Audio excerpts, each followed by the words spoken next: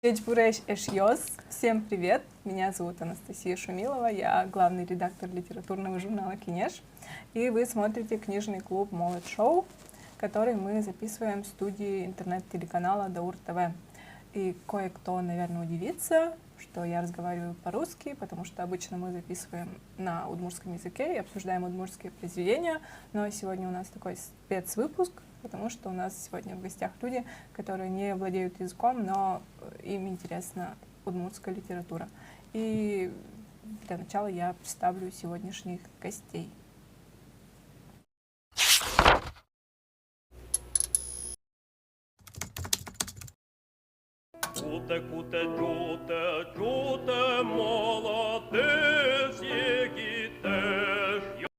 Так, у нас сегодня в студии Даур ТВ.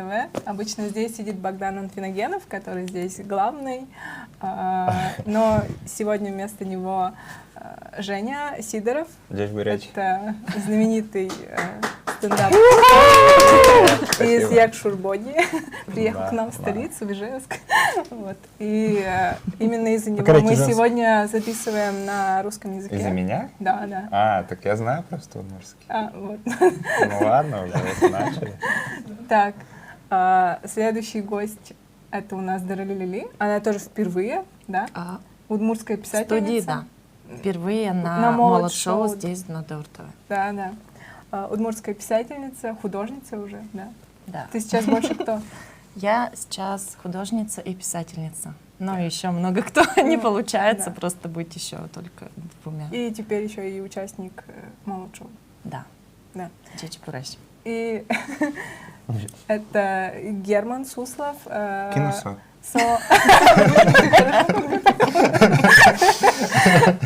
Таис Германеш. Все, Удмурт Клэв Жичко. Владелец и основатель книжной лавки Кузибай. Как дела у нас в книжной торговле? Классно, очень нравится. Как дела там? У вас книжки продаются? Дела неплохо, вот сижу, тоскую, почему у нас нет части книг, которые мы сегодня будем обсуждать, в том числе и авторов. Наверное, надо это исправлять, будем исправлять. Да, да, да. Я думал, ты подаришь что-то, раз ты владелец. Нет, я, конечно, пришел без подарков. Он совладелец. Я могу тебе открытку подарить. Погодите, вообще-то подарки приготовила. Да, подарки есть. Ну, не вам, но есть. На Новый год. И меня зовут, я не знаю, я сказала уже, меня зовут Анастасия Шумилова. Я редактор такого чудесного литературного журнала «Кинеш», который выходит на удмуртском языке только вот. Здесь как раз Кузибай, да? Вот. Кузибай Герт, один из самых классных людей в удмуртском мире, в удмуртской литературе был. Его потом расстреляли, правда. Но такое бывает у нас. Мы выбрали по прическе название. Да. Если бы Кедрамитрий был чуть более... Да, кстати, спойлер, мы сегодня будем обсуждать первый роман, написанный на удмуртском языке. Его автор Кедрамитрий.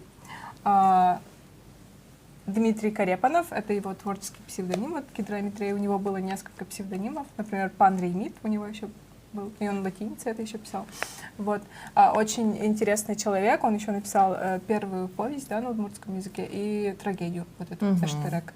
И, получается, первый роман на удмуртском языке вышел в 1932 году. Вот.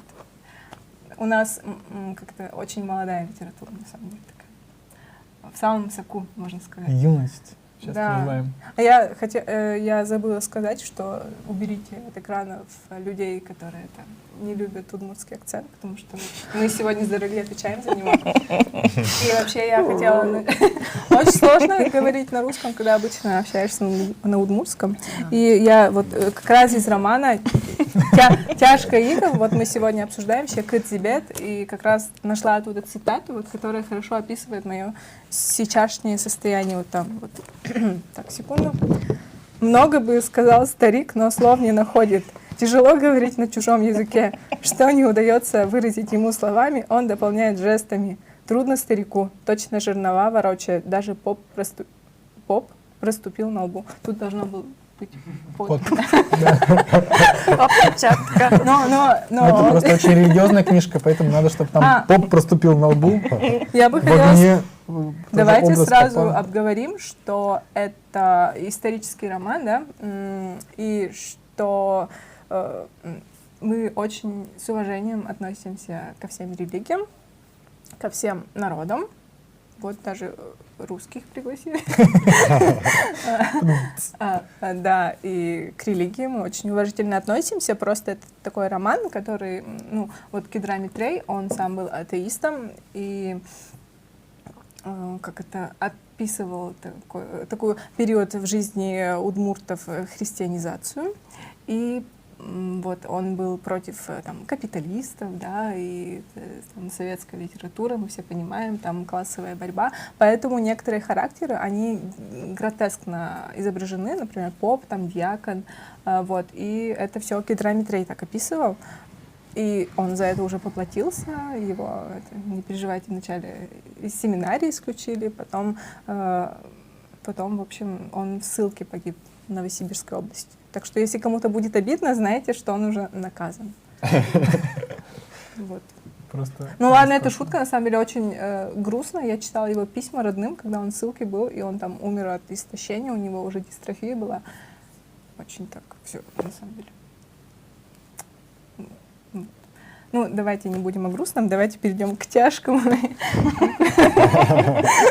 сейчас будет веселье. Так, мне кажется, я уже слишком много говорю. Давайте кто-нибудь начнет вообще рассказывать свои впечатления, и я думаю, мы сразу перейдем к сюжету, потому что, наверное, кое-кто не читал эту книжку, да, хотя классика удмуртской литературы, но мне кажется, есть такие люди. Я не читал мире. до недавнего времени. Мне было стыдно, конечно, вчера, что я не читал. Во-первых, почему мне стыдно, да? Потому что, я книготорговец в нижнем магазине Кузибай и говорю о том, что у нас много классной местной литературы, вау, круто.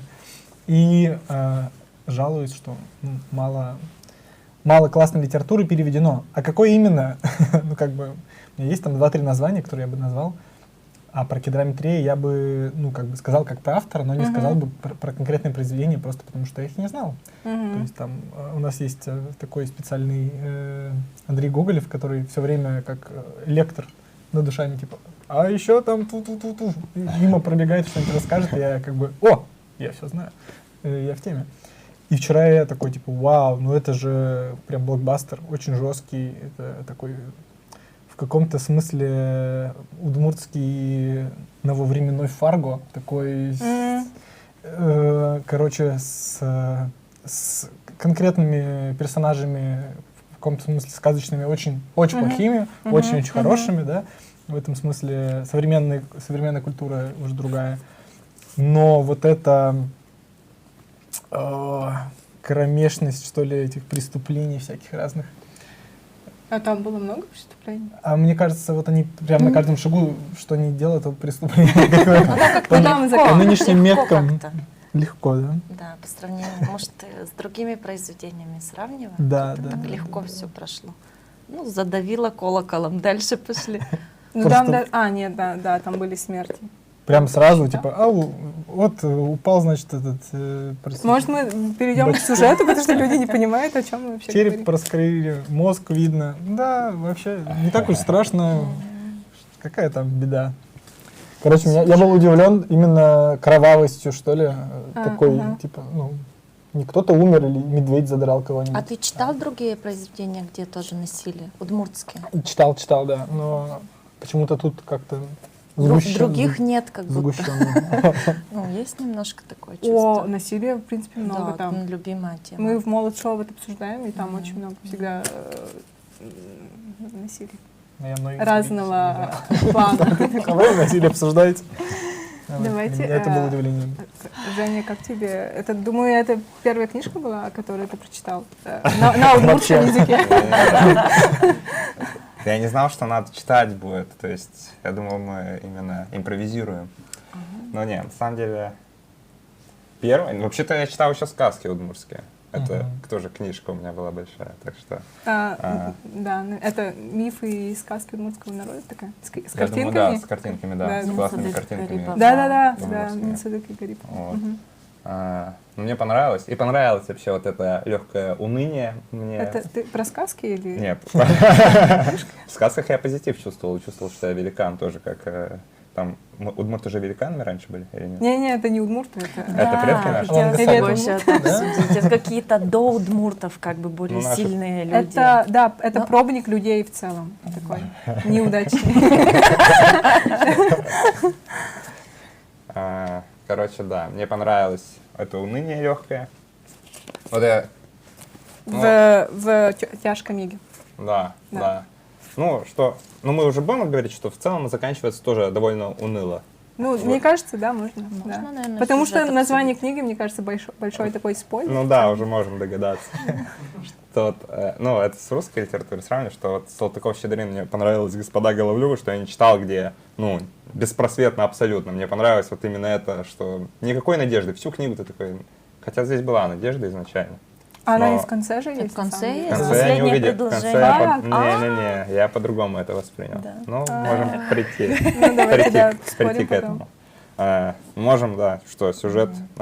Дедык, главная героиня, и Дангыр, Ага. главный герой. Крутое произношение. Думали поймать меня сразу? Дедык, голубка, если вы для русскоязычной аудитории перевожу Спасибо, сразу. спасибо. Мотай на ус. А Дангыр как переводится, ты понял? Тангыр, ты говоришь? Это уже вопросы Дангыр? со звездочкой. Я как подумал, это ну, я подумал, что Гандыр медведь, А смотри, а Дангыр, ну, что-то в этом духе. ну, Медведь ты наоборот. все правильно, Да, все верно. да. Так ты удмурт, Так я вот, ты чувствуешь? ну, удмурт или вы, вот в чем вопрос. Сейчас так Сами срываю знают, себя. а меня Вот спрашивают. там тибетейка. Мне кажется, у нас сегодня может быть межнациональный такой конфликт. Я не верю в это вообще. Да, кстати, Только если рыжина как будто недостаточно в студии. Вообще. Ты вообще рыжий? Ты же не рыжий. А Я- все, не- все не рыжие удмурт. Я не отказались, удмурт совсем, походу. к сожалению. Настя же А, свела шесть много. ощущений. Не знаю. Да, действительно, я как-то пропустила этот момент. Что, рыжих надо больше? Да. Согласен. Мы потом в следующий раз позовем Джи Улису, так что... Да? Она в Америке вроде. да? Чичи Лиса. Чичи... Шуджи лиса. Ладно, давайте это к Да, сюжету извините, книжки. извините. Это... Начинается с того, что Дедык, молодая девушка со своей семьей, Ижопужей, Ворчап уже. Варчапужей, Ну, неплохо, да. Варчапужей, отец семейства, и они всей семьей на сборе урожая, Мгм. и Дедык идет, поет песню, зазывающую мужа, ищущую Да, свою любовь. я не сказала, что она зазывает, это просто, ну, как бы у нее душа поет такая. Ну, Душа настроение поет такое. о женской тоске. Да? Может, вы прочитаете Причем его? почему-то нельзя петь. Мать говорит, нельзя петь. Потому что там в Удмурт... Ну, то есть это роман переведен с удмуртского, Кедра Митрей сам переводил, но он какие-то места почему-то пропускал. То есть там даже в начале больше информации дается. Там мать говорит, не пой, потому что там лес рядом и услышит гондыр, ну вот медведь. Кстати, он услышал, да, получается, в итоге? Там, потому что вышел же это. Со временем это вышло, да. Но это как-то пропущено. реально. Я не- Ну да, на русском и я в это не русском прочитал. пропущено, есть там такие места. Вот. Мне кажется, вот он просто переводил, такой, блин, это сложно перевести, как это перевести, тогда оставлю. Вот. Все равно не поймете. Вы всё равно не знаете, да.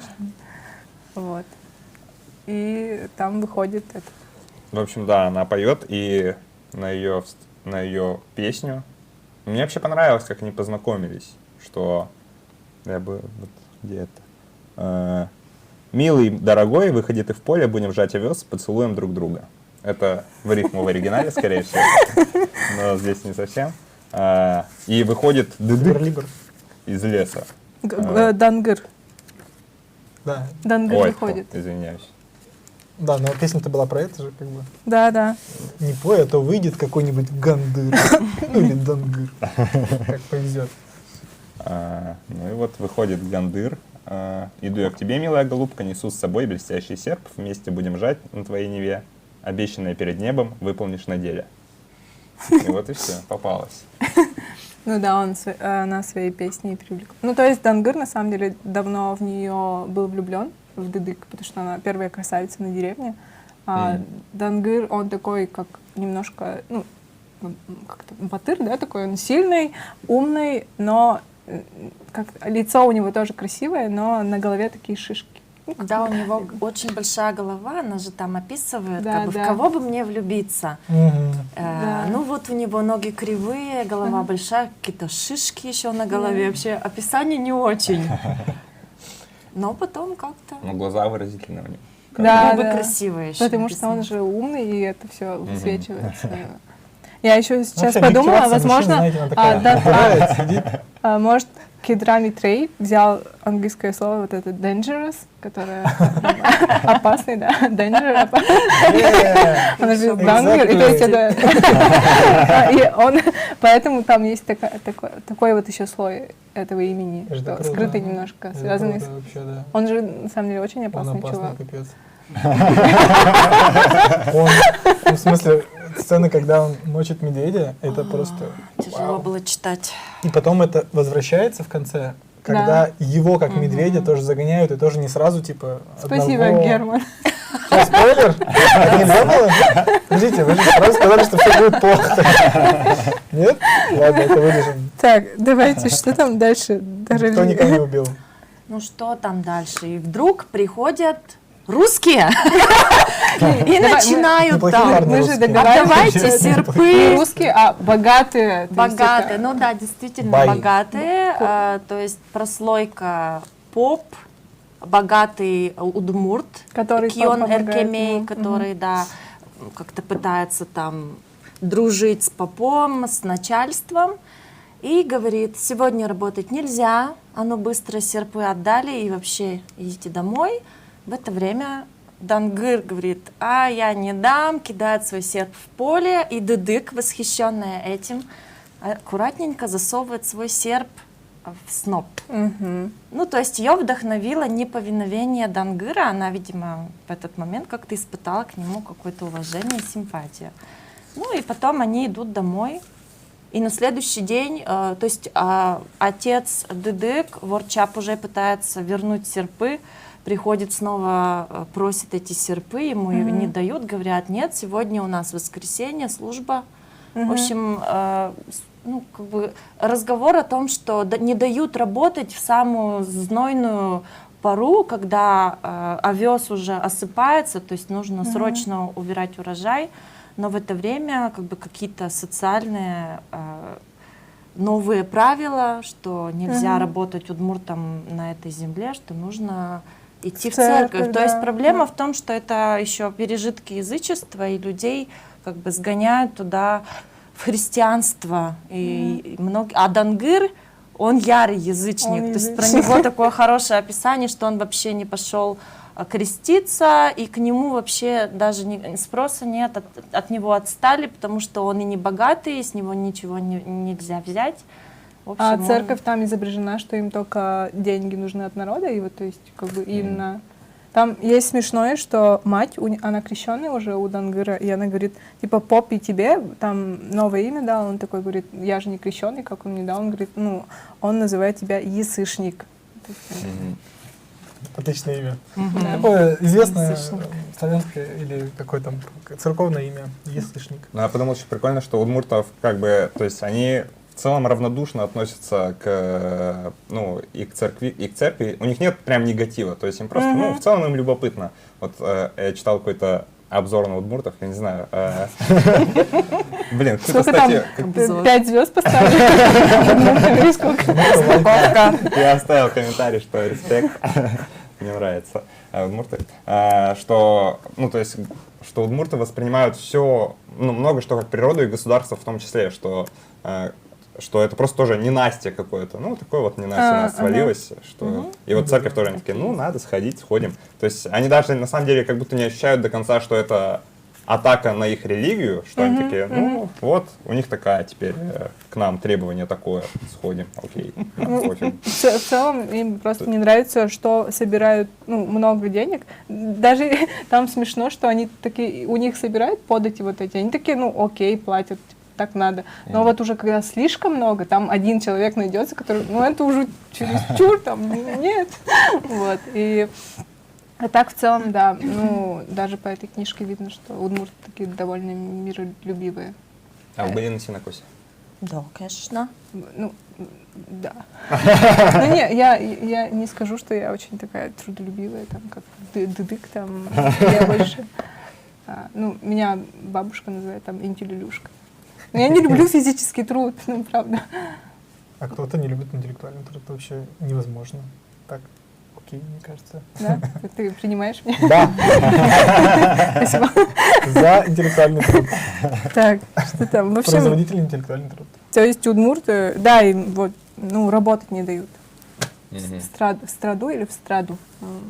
Меня тоже удивило, кстати, что, ну, в сегодняшнем сознании говорят тебе, работать не надо, иди в церковь. Фух, хорошо. Пошли, когда не надо работать. Все, рабочий день окончен.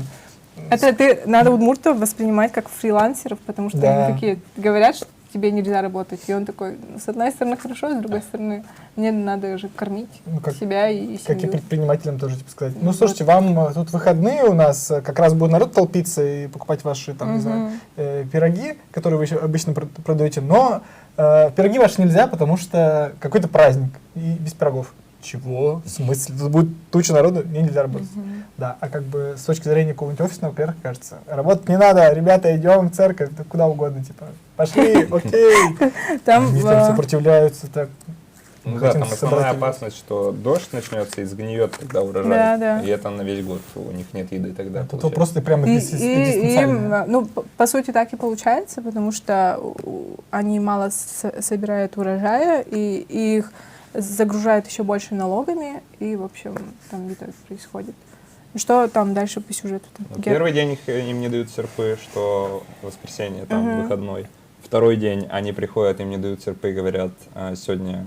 Воскресенье как раз. А, да, Первый второй день день был был суббота, вначале да. праздник, да. Мгм. Какой-то церковный праздник, а потом, да, потом Так. типа выходной. Выходной нельзя. Да, третий день, что они собираются встречать архиерея, и надо делать, ну, убраться в церкви женщинам. Да, там новую церковь, да, построили как раз. Мгм. Да, и, наверное, вот в третий день они как раз поднимали колокол. именно. Ну и вот, и во время третьего дня колокол падает, во-первых, на сына Варчапужея, на ногу. Я сдаю зачет. И Ну, мы можем отрезает тебе пальцы. помочь, если хочешь. Да, да. Да, ну, в общем, какая-то авария, которая вызвана Производственная. Авария? безалаберностью этих Да, работников церкви. То есть бухающий вечно диакон. То есть он написан жутким алкоголиком, что он всегда пьет кумышку. Там жуткая сцена, Чертыхается. как они дерутся друг с другом и в конце выпивают, потому что подрались и надо помириться и снова давай выпьем. В общем, это было смешно моментами, как-то я уловила юмор Кедра-Дмитрия. Мне понравилось, что он вроде бы описывает какие-то страшные вещи, но это легко читается, то есть не было чувства Ну, гнетущего да, вот много этого таких, щекотзбета. комичных сцен, на самом деле. Я в школе, когда читать, там проходили, я такой, ну, что, тяжкая ига. Думала, там, тяжкая. А потом начала перечитывать недавно на удмуртском, так смешно было, очень угарно, а потом опять на русском пришлось читать. Ну, на русском тоже. То есть на удмуртском намного интереснее у него, на самом деле, язык все вот такие чувствуется. Еще не знаю, это было до или после, но в какой-то момент после обсуждения о том, что удмуртам нельзя в праздники работать, автор описывает, что строителям и мастерам, которые работали в церкви, никто не запрещал работать. Они работали все воскресенья, все православные кстати, праздники. да. И они нормально там закончили. Двойные и потом пошли стандарты. отмечать Потому что это. нужно было вовремя сдать работу Да, к дедлайны. приезду. А как же праздник-то? А как же, типа, что за двойной стандарт? И Это- такая интересная еще деталь, там нужно было сделать роспись святого Романа. О, да. Некого. Это вообще- это И просто вверх. удивительно, значит, такой вот сюжетный Ё. ход. Так как эти писчики икон не знали, как выглядит святой Роман, они взяли местного мужичка, Игошку, и сказали, ну-ка, давай, вот Попозируй. встань, и намалевали с его образа. И потом поп смотрел на Ему эту мерещилось. икону, ему было очень некомфортно, потому что он видел этого Егошку и думал, померещилось. Да, что неужели перед грешником сейчас надо будет молиться Проходишь на мимо икон, грешника? типа там облик Христа, облик Святой там, Девы Марии, и потом бац, и образ Игошки. Их ко всем нужно перекреститься, каждому нужно подойти. да. Как писатель, мне кажется, классная находка. То есть, Да. и он Офигенно постоянно какие-то классные такие находит смешные А у меня или цитата. интересные сюжетные ходы. Извини, что у меня цитата в эту тему. Мы потом цитаты говорим свои любимые. Ну, ты можешь, наверное, сейчас. Можно? Ну, ты пока ищи. Я хотела рассказать там дальше сцену, где они как раз архиерея встречают, или ты оттуда хотел? Ну, И- я вот про Егошку самого. Давай. Что будут молиться на тебя ватики своих святых, ведь нет у них так же, как и у негров. Да, мне тоже очень понравилось. Я такая, вау, а что, правда? Ведь у нас не было своих святых. Я еще когда увидела слово негр, я такая, да правда он что ли так написал? А в удмуртском варианте там тоже негры? Я не помню, надо посмотреть. Вот надо... Еще дядя Миос. Там смешная сцена, как они встречают архиерея, потому что Игошка должен был как раз дать знак, когда вот там будет как-то процессия будет идти с Да, архиереем. табуны, когда пыль поднимется от Не лошади. От лошади. От Нет, лошади, не ну, от типа, лошади. от Ну кареты. да. Ну, типа пыль И в общем, дороги. Егошка такой кричит, все, архиерей едет, они идут встречать, то есть там чинно все с этими с иконами или еще чем-то. Хоругвями. Да.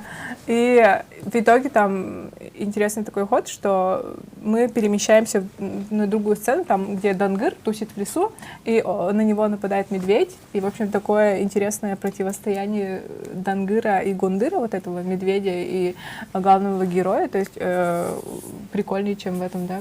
Какой фильм был? Выживший. Да. Ну вот, если хотите представить, можете тоже представить вот эту сцену. И ну там мне показалось, то есть это жуткая сцена, но там и смешно, потому что я вот помню на удмуртском я читала, как вначале Дангыр, они вокруг огромного дерева друг за другом, вначале Дангыр за медведем. Это смешно было. Ну, еще что там, если бы он повернулся направо, то он бы тут же вот прям, ну типа они бегут в одно и то же. Ну, это как в мультике Том и Джерри. И ладно, Дангыр ускоряется и убивает медведя, отрубает ему голову. И он идет в сторону деревни, там видит молодняк, лошади пасутся, как-то молодые лошади, как называется? Жеребята. Спасибо. И же ребята там пасутся, и он их пугает, и они идут в сторону деревни, табуном поднимают пыль, и получается, что вот эта Сигнал, процессия, давай которая стучать в встречает колокол. архиерея, она на самом деле встречает Дангыра вот это с медвежьей головой и этих лошадей. И в итоге они пропускают непосредственно приезд архиерея. Он еще Вот и такая. опоздал. Он опоздал, он Вообще. сам виноват. Вот. И Такое. какой он гротескный приехал на карете с окошками, с дверьми, а до этого показывали, как Но это все историческое, это описаны вымышленные персонажи, и ни с современными героями никак не связаны. Еще раз хотим это подчеркнуть, что вот мы смеемся над персонажами книги художественного произведения. А что-то мы Точно. такие аккуратные. Тебя же недавно обвиняли в нетолерантности. Что ты хочешь Мне кажется, еще давно это? уж было. Ты чё? Уже работу сменила. Вот. И дальше что у нас там? А параллельно Дангыр симпатизирует Дыдык. Собственно, почему он ходил с этой головой медведя? Он хотел доказать ведь Дыдык, да. что... Ну, там был такой момент, она потеряла серп свой, и он он сказал, что это вообще медведь украл твой серп вместе с овсом, там раскидал он у них урожай, вот то, что они собрали. И я сказал, я убил медведя, и он хотел вот эту голову медведя ей показать, то есть, ну как, что вот такой он сильный. Как Она все покорить сердце смеется над девушки. ним, да. И потом он очень примитивный. злился, что он ходит с этой головой, что людей пугает, он Собаки животных лают на пугает. улице, да. Самое дурацкое, что он потом просто его закинул в какое-то чужое огород. То есть ты выходишь полить цветочки, А у тебя Огород. нравится такое? а у тебя свежие. Вот, и я дальше не помню, это там было или попозже, и там приезжает какой-то начальник, который захотел медвежью охоту. В общем, Да, ему да. вдруг сбендилось пойти в лес, искать медведя. Видимо, там один медведь на всю округу был. В общем, они искали медведя, и вот в итоге он не нашел, и они нашли труп медведя, который, видимо, уже подтух, видимо, все-таки время уже прошло. Когда... Там черви типа ползают. Да, и он очень разозлился, и случайно еще он увидел Дангыра, хотел переплыть реку, как-то перебраться на другой Он еще берег. по пути украл там. Ягненка украл. Это так не в тему. Нелогично. Это так не в тему. Ну, потому что, видимо, у него не было Он просто медведей, и он после охоты захотел едет что-то обратно. взять. Мне нужна добыча. Типа, да, овцы идут. Возьми ягненка, типа, возвращается такой, охоты, я И ему украл. говорят, овцу. это же кража, он такой, типа, молчи. И в итоге Дангыр как-то над ним пошутил. В общем, он хотел на плоту сначала переправить, а потом что-то передумал, посмеялся и обратно уплыл. И тот такой психует там на том берегу. Как И достать в соседа? итоге дальше что Такая. было, я не помню. Там несколько таких сюжетных линий, да? Например, еще со школой есть. Там поп решает открыть школу в деревне, и туда загоняют всяких там великовозрастных чуваков, которые, ну, в принципе, удмурты были безграмотны и письменности, да, тогда. И не было почему, еще. почему Дангыру это интересно? Потому что у него Мгм. есть письмо от отца, которое мать ему показывает, они такие сидят, типа, письмо от отца, так здорово, такая, типа, важная вещь. И она читать не умеет, не он, и они такие, что написано, типа, может, кто знает, да, вроде никто не знает, типа, а поп там, нет, я не пойду попу показывать, нет, типа, сам выучусь. Отец он Солдаты был в его ссылке, забрали, да, и он в умер. рекрута, да. То есть у них какая-то память о нем. И причем отец как раз известен тем, он в этой памяти семейной сохранился как такой герой, единственный человек, который был готов как-то против сказать слово. Он вообще ничего не знает о отце, он спросит свою маму Да, вначале, да. рассказать. Да. Ну и да, что... Вообще не хотел брать речь. Расскажи про школу. Или да. про отца. Ну да, что Дангыра. тоже в свое время с отца собирали вот эту, как обряд, оброк, Да. подать собирали, и отец бы и рад дать что-то. В целом, то есть он нормально относился к тому, что нужно сдавать подать, но просили очень много, то есть у них нет столько там меда или еще чего-то, и он говорит, давайте, мужики, ну что, если мы все-то объединимся, возьмем там, бабы возьмут палки, мужики виллы, ну неужели нам что-то будет? Но в итоге приезжают солдаты, всех стягают, и больше всех отца. И, соответственно, да, он забирают его в каталажку, и через время они узнают, что он погиб. А еще круто, что его в солдаты, не круто, в смысле интересно, что его в солдаты из этой каталажки берут, то есть его заставляют, в принципе, тем же заниматься, скорее всего, не только на войну стягать какую-нибудь, других, да. но и там, да, вопрос у Дангыра, что типа неужели мой отец тоже вынужден был, как эти солдаты, а эти солдаты, наверное, тоже не очень рады, типа, идти в деревню в какую-то там и приструнять тех, кто не несет дань. Короче, там, мне кажется, в книге постоянно есть такие, типа, раз одно и то же событие с двух сторон рассматривается и возвращается, как бы, вот как имя Дангыр и Гандыр. Мгм. Ну, такой двусторонний, короче, двусторонний такой меч. И, в общем, Дангыр решает добровольно, он единственный, кто добровольно идет в школу, он хочет почитать письмо и хочет выучить грамоту. И, в общем, поп их там учит, но он учит там молитвам их. И, например... Вот поп, вообще, потому что поп, я так понял, что он как бы в целом искренний, но у него какие-то свои немного извращенные там представления о вере, что у него... Ну, я не знаю, у него 8 детей из 10 погибли, и я думаю, он действительно немного сошел с ума. Потому что, то есть, я в нем не заметил, как бы, лицемерных прям. Хотя я не знаю. Но он Слушай, же, он не это такой карикатурный, на самом корыстный, деле, он же мне показался. корыстный, он же Да-да-да, собирает да. кучу бабок. Ну, вот как наверное, будто власть его потихоньку захватила, да. что у него, если ему Возможно. дали власть, и потихоньку он, да, развратился в этом. знаешь, еще что ему не с кем поговорить вот как на равных, что ли, потому что он выучил в итоге удмуртский, он, кстати, молодец, он выучил удмуртский, он даже поп выучил удмуртский, там Милана Но еще преподавать Да, и... он не смог. Кстати, да, но это вопрос к методике. вообще. И вот у него жена еще там, трагедия жены вот этой, да, у них много детей умерло, и она еще не знает языка, и скучно просто, она в удмуртской глуши, и я вот представила себя на месте этой женщины, то есть не представляла, потому что мне не хотелось представлять. Вот, ну то есть это трагедия вот тоже. Было сказано, что она хохотушка была веселая, Ага. а стала просто старушка. Да-да, грустная. и его ведь тоже судьба вначале, то есть он приехал и реально хотел миссию. Да, да, что- я Да. хочу. Стефаном там. Пермским ведь хотел Да, быть да, да, местным. да. да. То есть хорошие люди приехали в деревню. Да, всё что у него нормально. как будто искреннее желание было, но вот что по итогу он понимает, что все, что он может тут подать и собирать, удмурты, он думает, идиоты все, потому что он думает, ватики, они языка не знают, вообще не понимают, что я говорю им, смотрят, В церковь не ходят. хлопают глазами там на меня. не- Да-да-да, что он сидит в церкви такой, никто не идет. Ну ладно, пойдем с женой помолимся. И как бы от того, что Да, они и искренне не идут почему-то молиться. Тут еще, ну вот, наверное, у него созрела обида, потому что он же тоже, я хорошее дело делаю, да, а люди, он видит стену вот эту непонимания, вызванную множеством причин, и удмурты тоже тут как бы не виноваты. Мгм.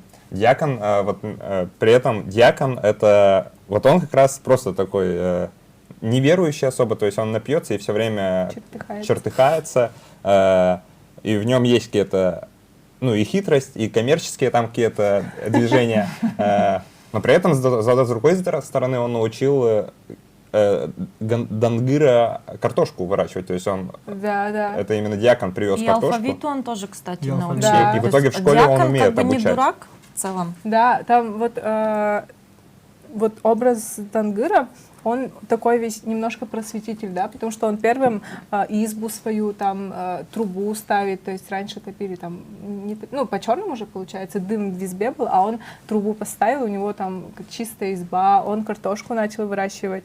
И там смешное, что в школе, вот, например, в русском переводе нет этой сцены, он приносит картошку в школу, потому что они там прям живут, вот эти дикины, и угощает друзей, а друзья боятся этой картошки, потому что там вот эти вот Рожки. корни же, да, и он говорит, вот вы съели картошку, теперь у вас дети будут с рожками. То есть просто тролль такой. Тоже классный Мгм. момент такой. Ну да, и вообще. почему-то он не через не маленький перевел. образ так все хорошо передает, в принципе, А вот все тут, страхи народа. тут как вот с чего-то этой нового. школе действительно поп там просто учит Молитвам, молитвам, наизусть. И Дангыр научился в итоге этим молитвам, и все слова он там в разном порядке может прочитать, но он вообще смысла не понимает. И уже там не знает, зачем он здесь находится. Еще я подумал, что вот про его дом интересно, что то есть, ну, с одной стороны, мы вот там говорим, что вот эти капиталисты приезжают, все давят под себя, но Дангыр при этом находит и плюсы. То есть вот он узнал, что действительно бычий пузырь уже хватит натягивать, можно вот широкие окна. Ты скажи, что на окна.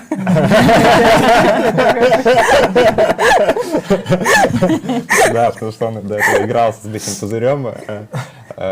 Во-вторых, что Да, по-черному все топят печь, я так понял, что нет трубы ни у кого, и вот он трубу первый ставит. То есть он как бы какие-то берет плюсы от другой Он культуры. модернизатор точно. Он это как бы Кидра Митрей свои вот эти устремления к просвещению вложил в своего героя. Мгм. Вот у Ларисы Дмитриевой интересно в монографии написано. Можешь показать книжку вот эту? Ну да, классно выглядит. Да. Покупайте, у тебя продается? Вот. Обязательно. Еще это смешно в школе, что они все друг другу, ну, то есть большинство уже сбежало, и они друг другу клички. О, И да, это и классно. один человек там, Педор, из всей учебы усвоил одно слово «Аминь». И «Аминь» так и прилипло к нему. То есть его называют «Аминь Педор». И приходит как-то дьякон, от него пахнет водкой, и он такой спрашивает, что вы типа знаете уже. Вот. «Во имя Отца знаем», заявляет Дангыр, «Отче наш знаем, Пресвятой Тройча знаем, Аминь знаем», вмешивается «Аминь Педор». Это очень И смешно. таких сцен как бы, ну, много, да, А, кстати, вот Чушни, да, Чушни Иван, мне-то с Чушпанами показалась связь. Да-да-да, То мне есть тоже, кстати, там что-то явно такое. есть вот это вот однокоренное слово. А, ты думаешь, Наверное, это с есть. удмуртского? Это Мне тушпан? кажется, что-то есть в Да, этом. когда три сочетания букв просто Ч, У и Ш где-то рядом есть, всегда какое-то ощущение, это что-то финно-угорское, даже непонятно, типа, Типа, откуда например, точно. чушь. Чушь, да, например. Мне Чушь. кажется, тоже слово чушь, оно Может вполне быть, себе кстати. откуда-нибудь. Интересно. Ты читаешь шут? И, вот, мы в прошлый раз на Молодшо обсуждали пьесу «Удмурт Дышатыш», вот как раз где обсуждалась методика преподавания, там была учительница, которая, у нее дети удмурты, а она на русском говорит, просто я не понимаю. Очень классно. И тут тоже поп такой, просто он по-русски говорит с учениками, они ничего не знают, и поп, поражен их тупоумием, злится, кричит, окрики, угрозы пугают все больше и больше. И он говорит, глупые вы, глупые, нет у вас в голове умишка, нет даже семечка конопли. Такой коротенькой молитвы усвоить не можете, а ведь вам надо знать много молитв. И он Очень надо же знает, вообще. что он же знает Первое, что удмуртский надо причем. сделать. И вот в этой пьесе, по сути, учительница, она такими же словами, типа, глупые вы такие, вы что, типа, не знаете? Ну, то есть не можете там 2 плюс 2 сосчитать, а как это они могут сосчитать, потому что они не знают языка. И вот я говорила, что вот в стендапе у Артура Чифаряна он рассказывал, что он в школу начал ходить, и он не знал русского. Типа. Я не знаю, правда это или нет. Ну, по сути, такая же ситуация, как с удмуртскими учениками. Ну, правда, это 19 век, а это... Да, Ситуация как-то меняется. пум-пум. Да. Странно, да. Причем это как будто не конец 19 века, типа там близко к революции, это еще как будто начало 19 века. А, вот, Да. смотрите. Вот эта ситуация мы Он, описываем. в общем, которую сейчас Кедра вспоминаем. Митрей, ну, ладно, можно, наверное, он написал статью, как он работал над этим произведением, и ему какой-то работник архива в 28-м, что ли, году принес рукопись, где было описано, как удмурты подарили своему вот попу, то есть местному, крест, украшенный там драгоценными камнями. И он говорит, этот работник архива, посмотри, может, тебе интересно будет. И он такой, да, действительно, какой классный сюжет. И там в этой рукописи описано, что вот типа удмурты сами собирали деньги, чтобы подарить этот крест, и на самом деле все там это. И там была дата, что 1951, что ли, год, вот он начал служить, вот реальный поп, получается, и в течение 50 лет. То есть есть прототип. Мгм. И Чуть это позднее уже получается. да, и он удивляется, что как вот он сосет из вас вот силы, деньги, угнетатели вот эти, и они еще сами ему крест дарят. То есть понятно, что это их заставили. И в принципе в романе тоже же описана ситуация, что удмуртам говорят, архиерей как раз, типа вот у вас Иларий поп хорошо служит, давайте ему подарок сделаем, а деньги соберем с местных. Вас. Да. Да, это очень кошмарные. Я сделаю волны. тебе подарок, дай деньги. Ну да. Что-то из этой серии. Ну да, это как, это даже не знаю как. Вот, вот, не Нет знаю. слов. Просто кошмар. Да, не знаю, с чем это сравнивать. И получается у С них... мощами.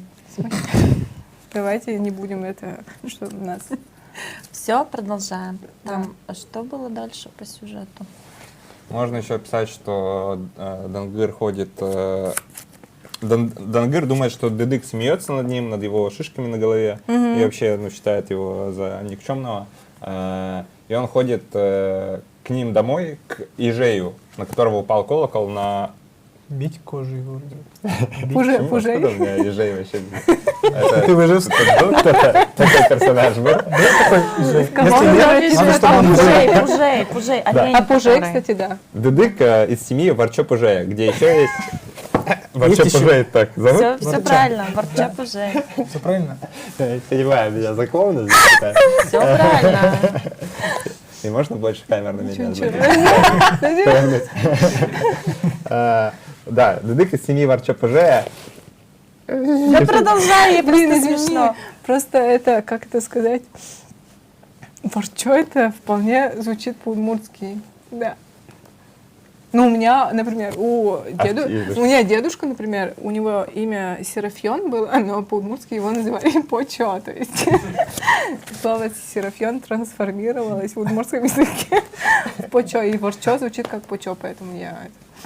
Я не понимаю, на каком Нет, языке это, ты это разговариваешь. воршудное, на самом деле, воршудное имя, Ворча. Если поехать сейчас по тракту в сторону Игры, у деревни Можги есть, кстати, памятник, они поставили вот этой Ворча? вот Ворче, хранительнице рода. А вот, кстати, что- Кедра Митрей сам из северной части Удмуртии, из Игринского района, так что ну, логично, что там. У него вот даже название деревень там все, можно, в принципе, мне кажется, найти их на карте, какие-то местные названия. О, тур строить. И имена женщин в семье, они тоже из Игринского района. Маля, Эгра, Мгм. Пурга у них еще есть в семье. То есть Это в классно, сторону он еще Боди топонимы использует. Ну, это кто-то интересно. еще Удмуртии, на самом посмеялся деле. над названием деревни Досос. Тут была деревня Досос. Досос, Досос. мне тоже было смешно. Ну Татарская ладно. деревня, Татарская между деревня прочим. Может, это что-то означает? но- Может. Ну, в Мне общем, почему-то не было смешно, не знаю. тебе не было смешно? Нет. Возможно, у меня мышление 13-летнего подростка, поэтому... Ладно, ты рассказывал Нет, про название дыдык. прикольное. Дыдык. Тупалгурт. Там есть вообще важный момент. Ворчо Пужей — это отец Дыдык. У него еще несколько детей. Погибли... Ладно. У него еще несколько детей. Среди них вот Дыдык и Бичко, на которого упал колокол ему на ногу. Он еще ребенок. Единственная незамужняя, неженатая у него в семье у Ворчо Пужей — это как раз Дыдык и вот этот младший мальчик. Мальчик нравился вообще Дангыру, главному герою. Он планировал, что он будет учить его охоте. Но вот из-за того, что он стал калекой, это уже не суждено этому мальчику. И он ходит и свою любовь к Дыдык проецирует на этого мальчика, на разговоры с ним. И когда он в первый раз приходит, мальчик в температуре, он думает, блин, его, наверное, как-то неправильно, ему ногу обмотали грязными тряпками, дают ему пить заговоренную воду, но она грязная, ему бы из ключа воды попить. Понравилось, кстати, что татары еще приходят в эту ночь, когда Дангыр у Бичко. Гости, типа, Да, и вот это, торговые. видимо, это не удмуртская пословица, что гости как Плохой гость хуже татарин? Нет, это русская пословица. Незваный Незваный гость хуже татарина. Это Нет, да. там у татары и удмурт уже, в принципе, хорошо Да, ладят вот они между на- вообще собой. супер на дружественная позитивном. штука. Да. Там приезжают гостить. Человеку, которого гостят, они с ним будут торговать, там будет вообще всем полезно. Да, и они в итоге тоже перематывают ногу Битько так, как надо. Чистым холстом. И выясняют, что у него же сыпь. А, Оспа да. идет по вот этому селу. А Ветрянка. Господи, Тиф. Тиф, да. Ну, короче, да, началась пандемия тифа у них. Из твоих уст прям катастрофично звучит. Что такое тиф вообще? Тиф Ну, такая это брюшная болезнь, какая-то инфекционная. Я знаю словосочетание обсыпной, да? Или это Сыпной, мешает? Сыпной тиф. Да, он сыпной. В смысле, Ну, сыпь в появляется. общем, Окей, да. Ну, в итоге да. умерли сноха и старший сын в этой И- семье, но Бетко остался жив. И слава вообще, богу. на самом деле, куча людей там умирает. Да, и вот- люди пьют, так что это страшно звучит реально. Там Да. люди пьют, потому что зимой еще и еды нет ни у кого. Да, потому что Вообще, вот им не дали поработать нормально. и работать многие не могут, кстати, в том числе из-за того, что болезнь Да. захватила, что люди не могут работать, у них нету еды на зиму, запасов, ну и от болезни в целом тоже, наверное, умирают. И еще, чтобы поступить в школу, Дангыру нужно креститься было. Мгм. Ну и он такой, ну окей, что, крещусь, кому вообще какое дело. И он приходит, и ему говорят, тебе нужно найти крестного отца, и он приходит к Ворчо Пужей и говорит, вот я тебя как бы уважаю, будешь моим крестным отцом, и он становится его крестником, что не очень положительно сказывается Что же там на случилось его потом? истории. Да-да. Кто бы мог Вначале подумать. казалось реально, ну, вот есть цель, я иду к цели, хочу прочитать письмо, креститься надо, пожалуйста, крестимся, что там еще, Да. целовать крест, пожалуйста, носить, окей, давайте учите меня грамоте. Но- но Я он- прочитал письмо. Следующая цель. Что там я Кстати, хотел? мы Жениться. же это про письмо-то, что там было написано, кто-то помнит? На русском там Здравствуйте. что-то было очень нейтральное, типа «Здравствуйте». Привет моему сыну, да, что-то Ну, такое, я не что-то в помню. таком духе, как бы. Ничего как будто информативного. Да, Но да. все равно для Дангыра это была радость. А, такая, вот. видимо. Здравствуйте, низкий поклон и сыну Дангыру Белвалича до срои земли, собственно, Руча Брол Битов. Нормально. Это письмо. Битов — это его фамилия, получается? Получается так, что ли? Фрол, да? Фрол. Фрол. Дангыр Вот мы Флорович. знаем его фамилию. Флорович, прикольно. Вот какая обрастание. А, это почему... Это как... С Кристиной Вышло ему да. боком. Да, вышло боком, потому что следующая цель А. была жениться. Да. Но Жениться ему было. очень нравилась Дыдык. Да. И в это время уже к Дыдык, значит, подступают женихи. А, И да. Кион Эркемей, вот один из антагонистов, вот этот богатый удмурт, хочет своего чушпана сына женить на Он реально, Дыдык. вот, он реально Чушни Иван. образ чушпана. И в этот смысле, парень молодой, слабый он такой. хиленький, да, он плохо учился, он Такой ни одной молитвы не смог недорослый, выучить, типа. и вообще он не хотел жениться, ему вообще Да, на Дыдык он было очень вот инертный. очень пофиг. Но Эркемей сам хотел Дыдык. То есть там Вот это такой вообще коварный план, что Такой. он хотел взять своему сыну невестку, потому что его жена, как написано в романе, уже хилая, старая. Как вобла, да. Как вобла Да. сухая, да. Как это? Изюм? Сморщенный изюм? Так же это... А Дыдык как виноград сейчас. Да, да. Свежая рыбка. И в итоге он все к Ворчапу Жею просит, давай, мол, детей вместе, Чего у нас за как книга, сказать давайте правильно-то? Ну да. Ну, давай поженим детей. Как-то воды там. Похоронная атмосфера. А Ворчап уже говорит, ну, еще рановато, сама пусть решает. И в итоге проходит какое-то время. В это время Дыдык сама приходит в гости к Дангыру, когда его нет, и общается с его мамой.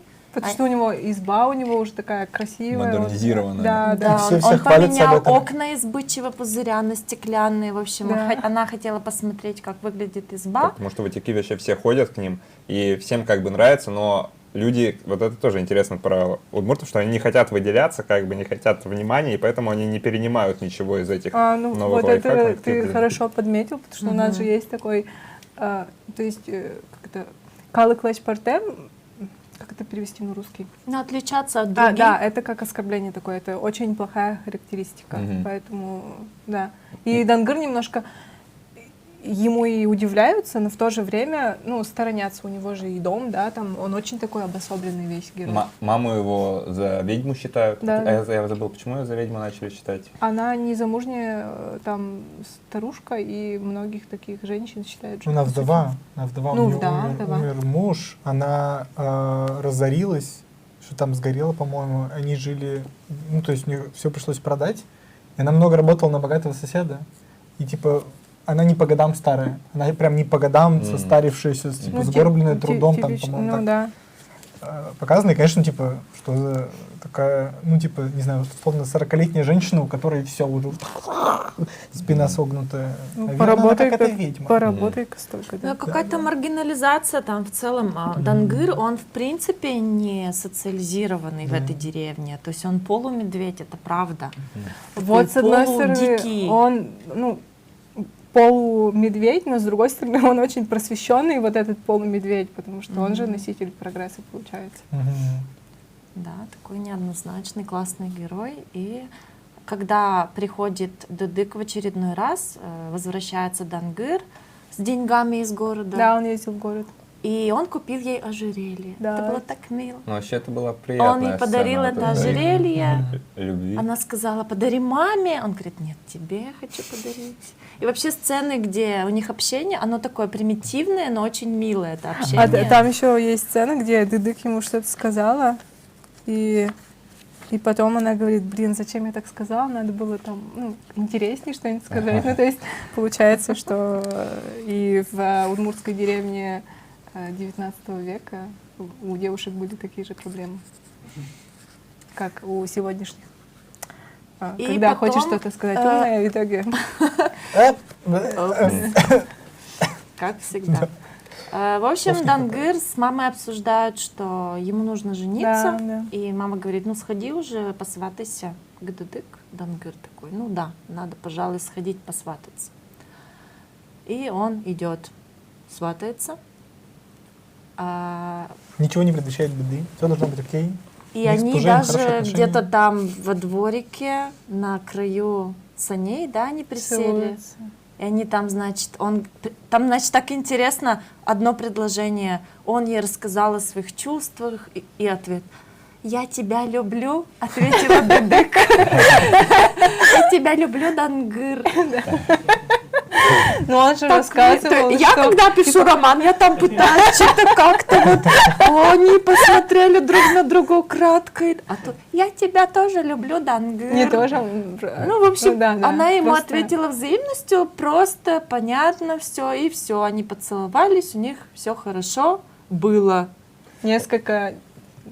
Они же долго гуляли, У на них самом деле. полгода было все хорошо, потому что это был конец зимы, а потом они ждали вот этих летних праздников, когда, ну, Гербер, Наверное. знаменитый, моление, когда Мгм. из нескольких деревень люди собираются и в жертву приносят особенных животных, там, Мгм. например, какого-то цвета. Я не помню. Черных какие или подробности, белых. В общем, каких-то... Черных это же, наверное, на Дирбыт, там что-то такое. Может быть. В общем, не прописано о кедрометрее.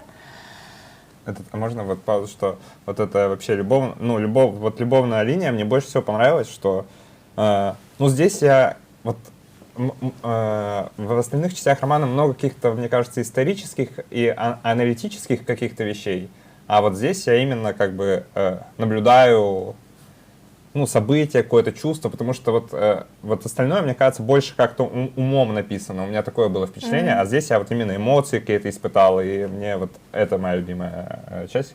Любовная линия. Ну, вот это- Удмуртская в тебе сколыхнулась.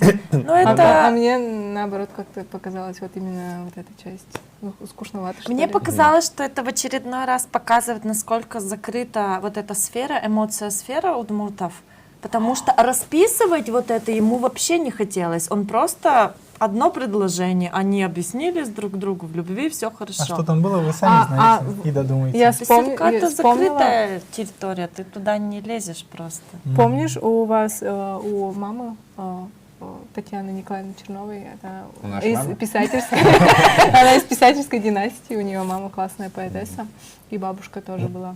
И у нее недавно был творческий вечер, и там Настя, по-моему, пели песню, что-то там. Я просто запомнила строки, ну сейчас уже не помню, но я тогда запомнила, что там девушка одна остается в киносе или еще где-то и думает: ас пон нам, ас мал пан ме, мал пашки, что-то такое. То есть там настолько показывается вот закрытость внутренней души, что она уже и так одна, и она еще внутри себя вот как-то внутренние свои мысли продумала. То есть вот это несколько раз повторяется, и думаешь, насколько ты боишься показать вот свои чувства, что у тебя в душе происходит, и поэтому даже немножко странно, что Дудык такая: я Решила. тебя люблю. То есть, Ну да, это было неожиданно. Ну, были же как бы предпосылки.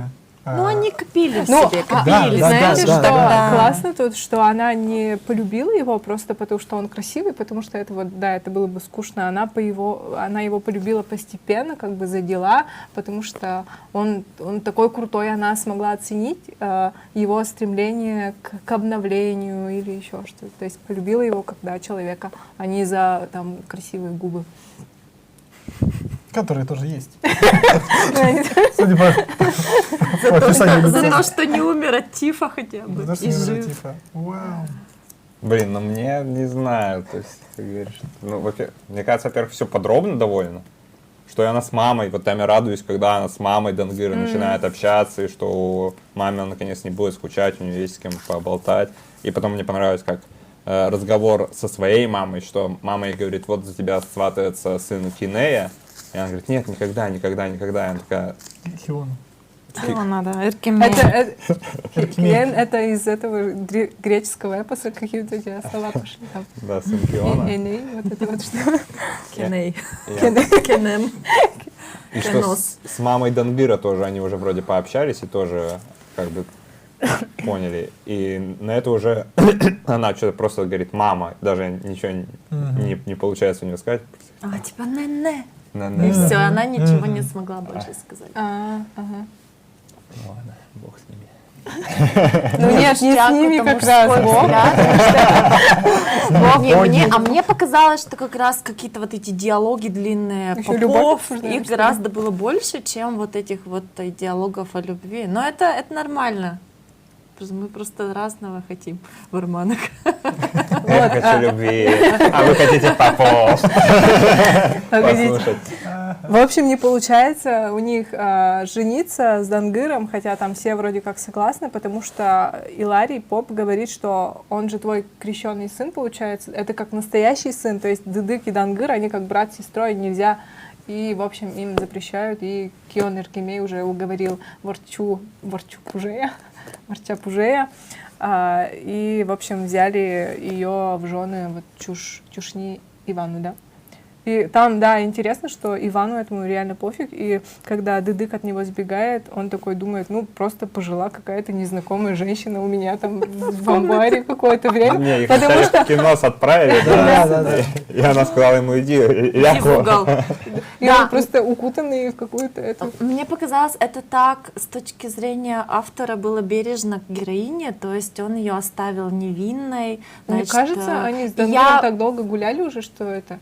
Нет, тут как Там бы не было. вообще непонятно, но точно понятно, было. что не было ничего Я с по-любому в мужем. отношениях говорит, не было Ты ничего. идеализируешь Дыдык. Но что мне понравилось, что не было все-таки вот этого акта насилия со стороны да. Киона Эркемея, Нет, он же да? пытался. Но... Ну, как будто бы у него была Ну, цель же ее захватить Да. в любовнице. То есть- Но этого не случилось, хотя там долгое время она Да, была замужем. Да, Всё там, время сидишь и там думаешь, могло быть Ну намного нет, сильнее. ну не давайте, чтобы Да. это не очень хочется этого. Да, я начинать, думаю, слушай, что могло бы гораздо дошло. страшнее. Ну вот современный страшнее автор быть. добавил бы этой Скорее чернухи, всего, да, скорее что вот всего. он ее насиловал, там Ну и в лежал. реальности, скорее всего, так и было бы. А может так и было, но Петра не написал. То есть она живет там, Чушни Иван спит в углу, ну сколько, несколько недель, и Кион Эркемей, когда все уехали, он такой уже... Помнишь, в оригинале он ее за грудь хватает, а здесь, по-моему, нет Обнять, такого. написали обнять. Да. Он обнял ее, и она сразу пощечина. А она в оригинале, по-моему, ее за грудь хватает, все-таки успевает. Блин, ну вот это круто, И- что в оригинале. Да. По факту. И, в общем, она сразу сбегает, и она сбегает не к Дангыру, потому что она боится, что он не поверит ей, что она не была ему верна, получается. И она возвращается в родительский дом, потому что есть такая традиция, что замужняя Можно девушка пожить. может, да, немножко пожить у родителей. Вот. Такая. И в итоге она в конце уже идет к Дангыру, говорит ему, я была тебе верна, он ей верит, и у них все хорошо, они начинают жить как муж и жена, просто такой, ну, такой брак, как это И так очень удобно, что Жить? Нет, Без брака? от того, что падает в прорубь этот Чушни Иван, болеет, потом умирает, ну как бы раз, ой, мужа-то нет, получается, никому нигде да. не загрешили, очень хорошо, удобно. Да, кстати. Да, них- удобный Типа, поворот Он сюжета. не просто, что он типа индифферентен ко всему, а что он еще и как бы, прорубь, гуляли, бегали, прыгали, уронился. Нет, его Дангыр еще его специально, спас. Ну да, это прикольная игра у них есть, которая как бы отходит к старым обрядам каким-то древнейшим. Ты, наверное, знаешь Ща про ты, них ща много, ты. да? Расскажи. Но я не знаю ничего об этих обрядах, кроме того, что, видимо, там кого-то топили. А вот смотри, ну там написано вот это слово «щалтыман» есть, что недавно вышедшие замуж девушки, когда работали вместе, вот они там моют как-то моты пряжи, да, их поливали водой, как, ну вот, ну просто и летом, и зимой, оказывается. И вот местные парни решили, что надо вот это устроить щалтыман, и почему-то выбрали вот жертву, да. Ну, вот, самого хилого. Чушни Ивана, Чушни да. Ивана. И в итоге Они же не любили его. он чуть не умер там, его Дангыр спас, вытащил из-под льдины. Столько согласных. И в итоге... Увез домой, обогрел. Да, он Пришел спас. отец, забрал Чушни Ивана сына и даже спасибо не сказал. сказал. Да, да. Вот такие Хочется вот там люди. Наругать. И давайте расскажем там под конец уже такая чуть больше трагедии, да, случается. Вот там начинается Фарго как раз. Приезжают ты про это. одни, начинают мочить других. В общем, да. Где ты это увидел? Ладно, окей. Кто кого мочит? Я что прочитал? Я, может, уже поздно читал ночью, поэтому я себе Может, это представлял, сон уже что будет? будет. Короче, как я запомнил себе Давайте узнаем. финалочку, или не финалочку, а вот приближение к ней. Что у нас происходит? Наш дорогой Дангыр, он, в общем, не то чтобы со всеми в дружбе, и он, по-моему, с кем-то, с начальником, который Точно, возвращается, точно, он с ним, ну, как-то вообще уже радикально повздорил, его хотели выпороть, и их выпороли всех за то, что он подстрекнул всех что-то не сдавать. Что-то не сдавать. Подстрекнул, есть такое слово. Подстрекнул. Он занимался подстрекательством, Дангыр. Их выпороли всех. Жестко выпороли. Ну, потому что они не платили. Потому что они не платили. И повторяется Начальник- ситуация, да, как с отцом. Да. То есть... Требует подати, Кион Еремейский, как... Еремейский, нормально. Его вообще не так зовут? Князь. Еремейский. Из Габсбургской династии. Князь Зуринский и Чешпанской Гримский. династии. Кимон?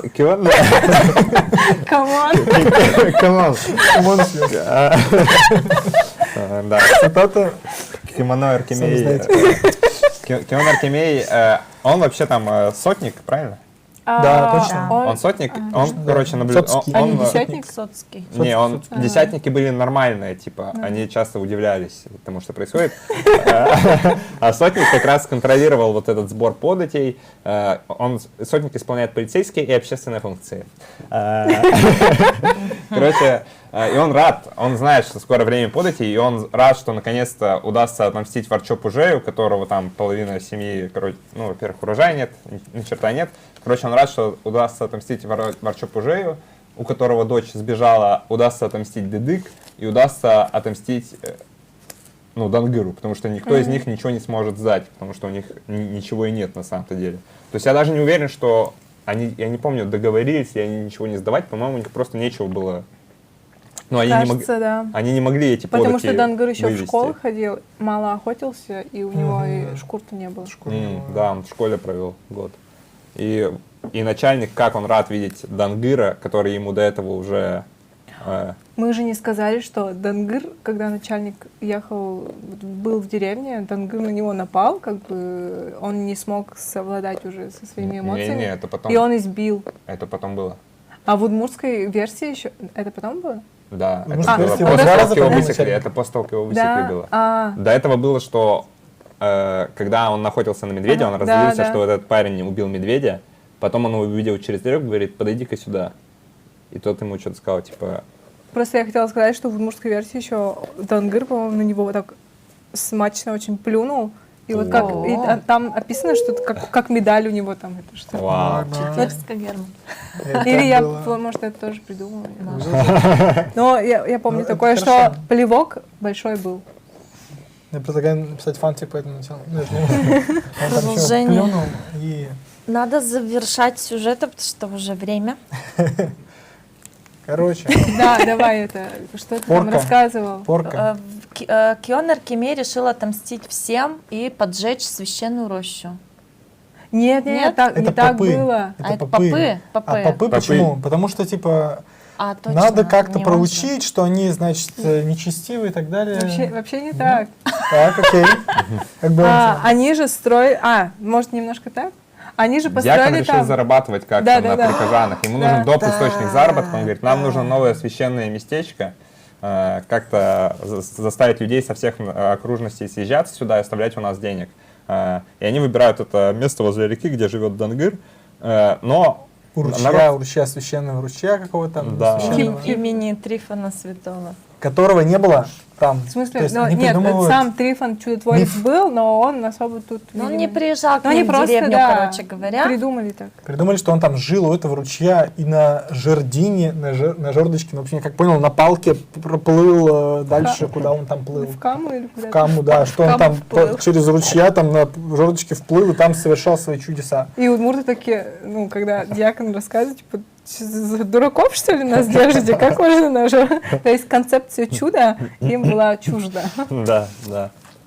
И он строит, и никто не ходит, и Мгм. ходят плохо, мало, денег уже много вложено, и он там бесится и думает, так, сейчас за то, что вы не ходите, еще и скидываетесь плохо. Мы В это время он видит, как у них в этом, как это называется?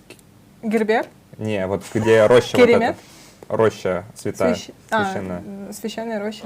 Куала. Да, в Куалу, А. что они в Куалу все время приходят, что у них там все время праздники проходят, и он думает, нужно какое-то чудо и вообще дать понять, что этот святой, которого историю мы только что тут придумали, ну, он, ему это Что не он особо... могущественный, и он типа сжег эту рощу, Да, что что- это не они, типа, а что это он. Да, что Он- это... Получается, он же, вот трагедия этого человека в том, что его не приняли в компанию и в его одиночестве, по Мгм. сути-то.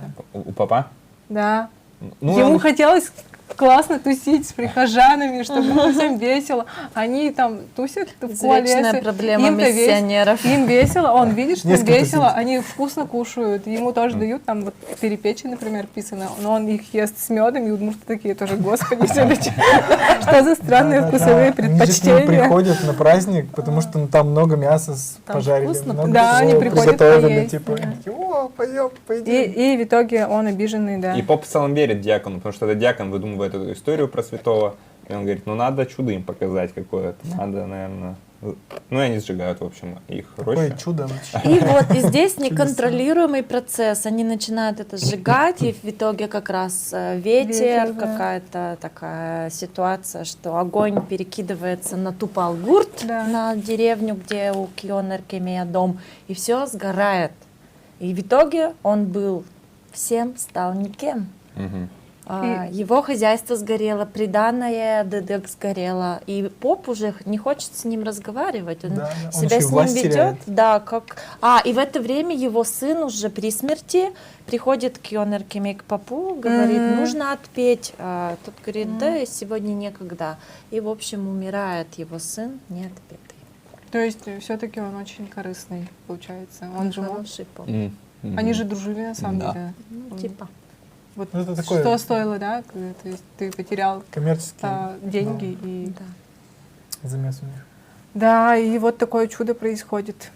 Они строили там просто пожар устроили. Отличное Что чудо. это вообще такое? Минус одна деревня, очень удобно. И в итоге вот Дангур, после этого вот нечем платить, всех их бьют, и Дангур как раз после этого, да, Хочет мстить начальнику, Мгм. начальник где-то в это время пьет там, я не помню с кем. Дьяконом, наверное. Там еще момент интересный. Дангыр, он плохо сначала читал, но когда он выучил точно, азбуку, точно. он решил Забыла. все-таки исследовать свое письмо еще раз хорошенько.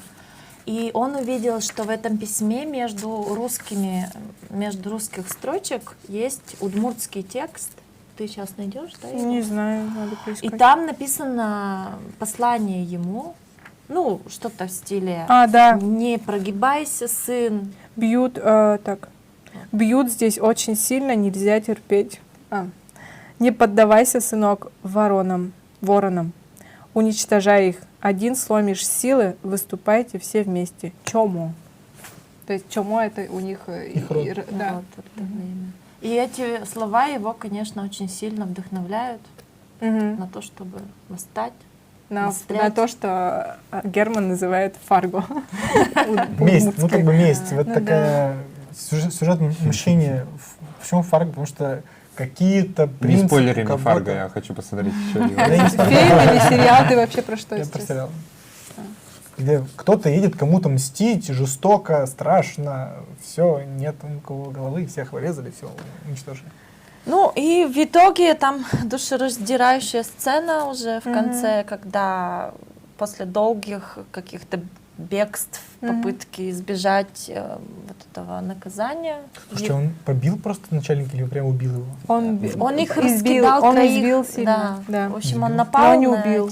на начальство, но за ним его дом сторожили, его искали. В итоге вот его уже благодаря Игошке. Да, он Поймали. такой зараза. Да, Игошка вообще почему? очень странный персонаж, да. Есть Вот, такие люди. вообще ученые, да, это же роман исследовательный, ну, пишут Егошку, как он такой потерянный человек, он маргинал, он не принадлежит там к удмуртскому миру, и он не нашел себя, и он же потом жалеет, что он сдал Да. Дангыра, то есть он помог даже его поймать, и потом Ой, Господи. есть же такие в литературе, в кино постоянно герои, Да, которые да, типа, да. ай, что я сделал, тупой я человек, какой-нибудь алкаш, вот такой персонаж. Типа ядрена палка, елки, он все время говорит, Мне его елки-палки, речь прикалывала. Да. погубил Это было человека ни за что, ни про что. То есть он такой, ну, что я наделал? А ему просто тоже он такой, ему хотелось быть в компании. Ну, там вот интересно вообще, вот, то есть он, во-первых, вначале выдал местоположение, там стражи везде,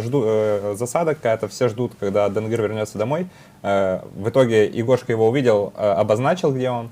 Потом его стражи пытаются поймать, Дангыр многих там раскидывает, хорошо все идет, пытается убежать в рощу, и цепляются за него, он всех скидывает, и Егошка такой, ё-моё, какой он удалой, я тоже попробую. Ну, то есть, у него азарт такой, проснулся, блин, ну просто когда ты видишь такую силу, тебе хочется тоже соприкоснуться немного с этой. Вот я просто вспомнил свое желание, то есть вот я рассказывал вообще это, что однажды я видел, как бабочка летит красивая в лесу, мне очень нравилось, какая она красивая. Стендап свой же Но это начинает. не стендап, но вот я просто понимаю это ощущение, что вот там бабочка реально летела, и я вижу, что она очень красивая и очень красиво летит.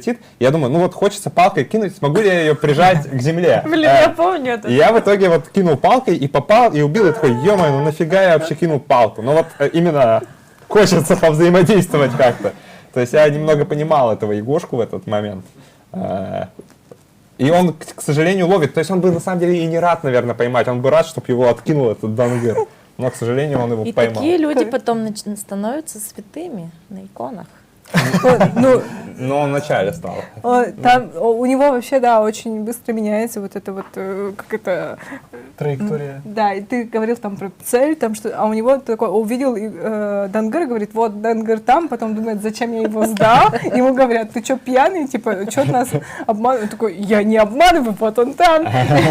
То есть у него очень меняется все время, как это, стрелочка, да, куда идти, что делать. Грустно, И, в общем, вот, мы говорили про надежду в начале, Мгм. вот, и, ну, мне кажется, тут есть надежда, потому что Дыдык в конце говорит, вот, матери Дангыра, не беспокойся, Нене, сына его вырастим на славу, отомстит за отца. То есть, получается, опять у нас тут круг с Дангыром, как у него с отцом, с Дангыром, и, получается, новый будет... И меня еще поразило, насколько очередной раз, значит, вся ответственность опять на женщину в конце. ну да, Тут да. всех мужиков убили как бы нужных, сильных. И эти две женщины, мы вырастим. Вот опять новое поколение воспитаем, Ну, ценности передадим. Я так понимаю, что Кидра Митрей, то есть это получается, ну, наверное, конец, если 19 века, да, это? Начало, наверное, все-таки. Ну, середина, и Это получается... еще до в общем, христианизации, до Евангелий. Это все-таки начало 19 века. ну, если брать за основу рукопись, которую он прочитал и начал писать роман, да. то есть, что я хочу сказать, что, возможно, сын Дангыра — это уже будущий революционер. Вот эти Ну, бычьи пузыри. когда их поменяли? Нет, я не знаю таких деталей этнографических. Мне кажется, это вопрос вообще от деревни к деревне. Ближе к Сибирскому тракту, больше технологий всего, подальше от Сибирского тракта. А тут, кстати, еще интересно, да, что это Игринский район, через Сибирский тракт, Бачкеево и Зура, по-моему, два пункта Сибирского тракта, и там, скорее всего, как раз Ну, вот он как прогрессивные, раз в общем-то, деревни, скорее всего. он Зуринский как раз, да, Кидра Митрей. В общем, вот такой первый роман на удмуртском языке, который мы прочитали на русском, но вот мы уже выяснили, что на удмуртском это гораздо интереснее, так что если вы владеете языком, читайте в оригинале. Запишите кто-нибудь на YouTube, пожалуйста, с субтитрами. Я очень хочу послушать. Наш выпуск мы и так... Нет, книгу в оригинале. Я пытался посмотреть, что есть, пока С спешил сюда. субтитрами тебе прям. Ну, потому Как? что я Что? быстрее, Вот, быстрее да, субтитры субтитры. Что прочитал. Субтитры. тебе, что тебе надо? Я не понимаю. Субтитры Я почему? хочу, чтобы кто-то прочитал в оригинале, как это звучит. Аудиокнигу. Ты хочешь На чекать удмуртском. себе... Да, да. Понятно. А зачем? Ты будешь сидеть слушать просто? Я буду Не смотреть. понимая? Просто? С субтитрами хочу. Он чтобы- еще и с субтитрами А. хочет, понимаешь? Да. То есть То есть, звучит, чтоб кто-то щас звучит положил голос всё, на отмёл удмуртском. все свои дела и занялся. Нет, вот нет, кому это интересно тоже. Давай вот, давай вот Кто-то сделает. переиздадим это, ну то есть Переиздать книжку надо там. срочно вообще, То есть кошмар. всего там 100 страниц Да, на самом она деле. классная. Есть на маленькая. самом деле не только эта книжка, но еще и кроме исследования Лары Дмитриевой насчет кедрометрии всего, насчет тяжкого ига есть какая-то новая ее работа, статья. Вот. И надо переиздать с комментариями обязательно. Мгм. Обязательно. Ну вообще роман такой довольно Современный, изученный, да. да, есть. Ну, такие. раз он первый все-таки из крупной прозы, то да. Алексей Ермолаев, Мгм. Зоя Богомолова, да, Светлана Арикеева, у нее тоже есть. много. Как вам вообще впечатление? Как тебе знакомство с удмуртской литературой? Мне понравилось, особенно любовная часть.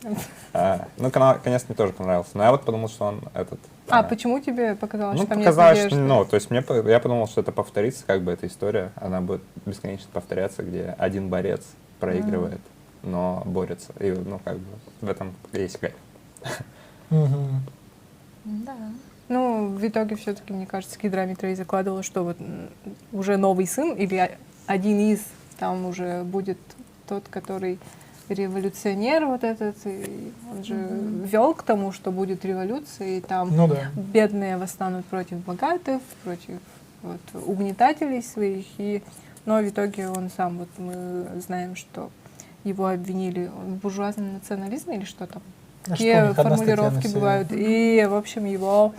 ну он еще в годы службы в армии, Кедрометрей, он в белой армии еще служил, и из-за этого ему обвиняли, что там в шпионаже тоже. В общем, его сослали, несколько раз ссылали, он болел, и не было денег, и умер уже вот от истощения. Очень тяжелая судьба, хотя вот он очень много сделал для удмуртской литературы. Вот так вот. Но еще много сквозит все-таки того, что меня лично отталкивает от почти любой литературы, вообще любой, 30-х годов. И, ну, там, конца 20-х. 28-й это датируется книжка. Что там везде сквозит? Борьба классов, классовая борьба, бедные против богатых, и они победили и построили общество равных людей. Круто, здорово. А через 10 лет этого же автора расстреливают как национального буржуа. Очень здорово, очень хорошо. Ну, типа... Ну, что поделать? Что мало голоса реального, точнее, голос Кедрометрия в произведениях нужно выискивать то, что он реально думал об этом всем. Да, как бы есть программная часть какая-то, а есть, ну, вот. Что он думал, как ему нравилась, не знаю, коллективизация в деревнях в 29 году. Очень нравилось. У вас есть цитаты, которые вам понравились, вот кроме ватиков и Нет, негров?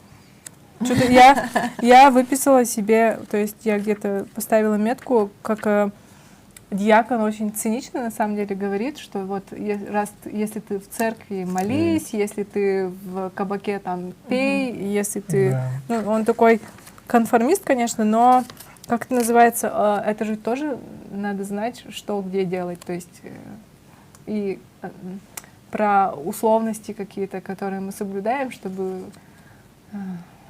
Сложно. Лучше я поищу цитату, а Классная вы цитата, что-нибудь правда. выписали? Я ничего Мне не понравился момент, ну, как филологу, значит, там, где учат поп, они не могут согласные произносить вместе. И им обязательно нужно вставить туда гласные. Бди. Бди, быди, вместо бди. Да-да. Это смешно тоже.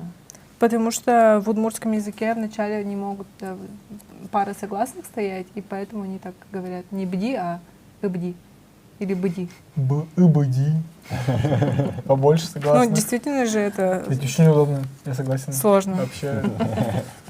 Нужен язык, где больше гласных, больше напевности. Вот. Конечно. А, вот тут еще, когда Дангыр ездил в город, он жил у бедняка какого-то, и бедняк ему жалуется, что вот у него дети не кормленные, и как ему тяжело.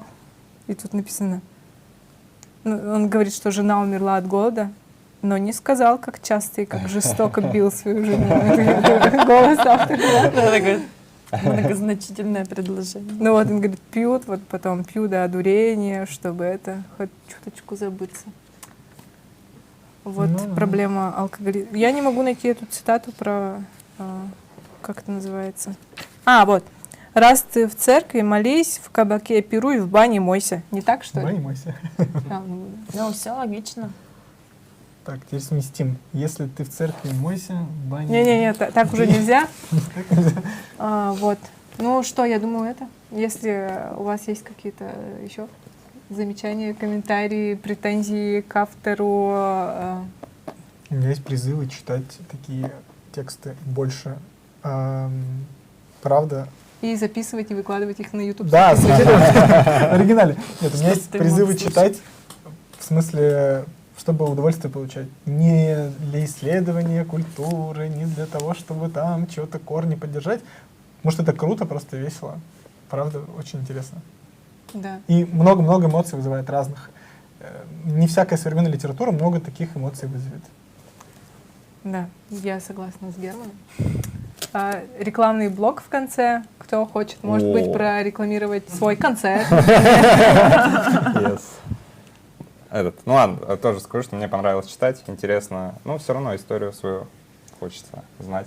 Хорошо, что еще программа была, для которой мне нужно это прочитать, потому что так сложнее иногда. Ну, наверное, надо сказать, что Женя мне сам написал и напросился в нашу передачу «Молод шоу». Меня И- все звали.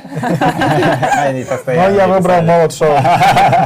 Самый классный. И вот именно благодаря этому мы вот обсудили такой роман замечательный. Да, но я хотел немного прорекламировать свой концерт. «Бабочка». Мой первый концерт, написанный за 10 лет стендапа, работы в стендапе. Вау. Ну, вот еще комментарий, когда вот слушала стендап в первый раз у Жени, я подумала, что там немножко есть такое корни удмуртского юмора. Это связь с природой, немножко странная связь. Какая-то связь там присутствует. Есть, есть. Посмотрите его на сайте specialscomedy.com. И он не совсем бесплатный, но 299 рублей, Но что уж вы тут говорить. получите удовольствие как Да. от романа Да, «Тяжкая ига». Дарали, что ты хочешь? Я хочу сказать, что Кедра Митрей молодец, что сам перевел свое произведение. Удивительно, насколько тогда уже понимали авторы, что это нужно делать им самим же. Никто не переведет за тебя твое произведение, если ты сам не переведешь. Вот он молодец. Он сразу озадачился. Двуязычный писатель, писал на русском. Ты сделала какие-то выводы? Я выводы сделала, и мне еще показалось, что он хорошо перевел. Ну, бывает, что автор плохо Ну вот переводит. мы уже выяснили, что он пропускал какие-то места. Это были неважные места. Ну, очень Нет, смешные, на самом надо, деле. надо сделать еще один Еще перевод перевести. с комментариями, со всеми важными местами. Обязательно, чтобы книга была еще толще. Вот смотрите, вот тут даже нет, по-моему, этого произведения, да, в этой книге. Нет, Она это же была в 2 раза монография. толще. Ну, в общем, Где- я просто для наглядности. Толстая книга должна быть классная, красивая. Чтобы за нее можно было платить, как за концерты. И вообще, я как книга-торговец говорю, книги надо покупать. И текст. да, где? книги. Блин, Где? офигенный Где? магазин, реально. Я Да, там купил реклама. кучу книг. Вот, приходите в Кузибай, да, за Да. книжкой. Да, еще подписывайтесь на журнал, конечно. Да. Обязательно, ребят, Извини, о, Кедра. боже. Ой, прости, старина. Обязательно, вот у нас есть классный литературный журнал на удмуртском языке, Да. читайте, он очень классный, мне кажется.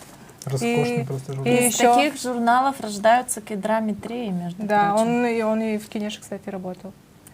И Серьезно? еще читайте мой канал про удмуртскую литературу, о чем поет Ватячка, я его веду вот как раз на русском языке. Очень удобно, кто не знает Я удмуртского. подписан. Вот именно те мои, как это, просьбы, можно я пойму это? Вот там они воплощаются все серьезно. А последняя серия с мемами просто Спасибо, спасибо. низкий поклон. Я очень стараюсь. А ты Спасибо. ничего не прорекламировала? Что Или я ты могу кинешься? прорекламировать? Я могу только рассказать сон. Нет, это просто Смотрите странно. Прежде чем Настя позвала, я увидела сон за недельку. В этом сне Женя рекламировал свой концерт. И я так прониклась, что... Ты ну, настолько как- уже... Да, это было так что странно. такой уровень. В итоге Прошлый я дом подумала, с что нами нужно провели. написать пост в Инстаграме, а потом, ну, что-то руки не дошли, и в итоге вот меня Настя приглашает, так что все не случайно. Все не случайно. Силища. Так, спасибо Даур ТВ и Богдану Анфиногенову, который обычно сидит там, но сегодня он вот, Заперт. за- Мы захватили студию. Что попало, заснимали. Смотрите Даур ТВ, читайте книжки на удмуртском языке, на русском, хоть на каком, да. Вот. Ура. Все. Ура! Дечла. Пока, деть. Сейчас. А сейчас?